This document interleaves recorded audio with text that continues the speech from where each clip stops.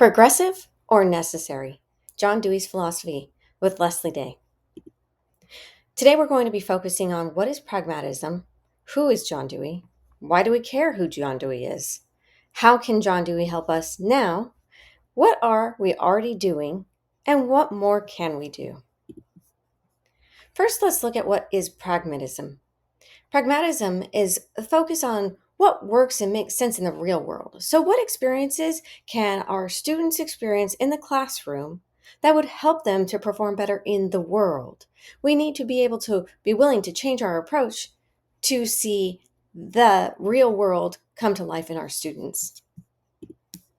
So, who's John Dewey? Well, he was born in 1859, which meant he lived through a lot. Many changes, such as industrialization and urbanization in America. He experienced two world wars and the Great Depression. Well, why do we care who John Dewey is? John Dewey, he provided us with a philosophy of education that provided social and an interactive process. He believed that students could learn best by doing. He also felt that it could be used as a tool for social reform and democracy. And those little communities that are built through John Dewey's experiences, those create more empathetic and accepting students who are willing to work together and build a better environment and social environment.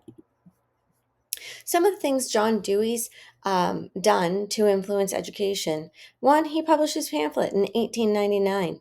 This led to the founding of his school, which was a lab to experience his philosophy in the real world. Students were learning in the way that John Dewey felt was best.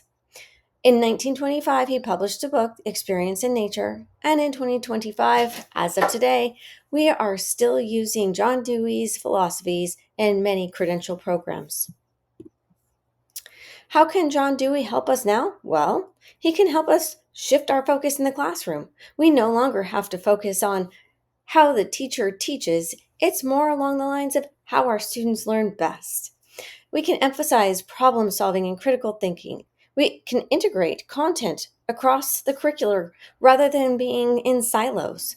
And we need to focus on the whole child, the whole being, not just how they learn specific. What are we already doing in our schools? Well, we have technology tools that we've integrated, such as Canva, our junior high electives, such as digital arts, experiences such as our Eco Lab at Ridgeview, our interest quests in Scene and Genius Hour at Oak Hills, and finally, our competitions district-wide, such as the STEAM Fair. We can further these efforts by adding more real-world applications and problems. We want to ensure that our students are learning across the curriculum rather than in silos. We want to provide choice based on their interests, and finally, give students that voice in the classroom so that they're heard and teachers are understanding how they're learning best. If you would like to continue to learn more, please take a look at the references that I've used today in this slide presentation. Thank you and have a great day.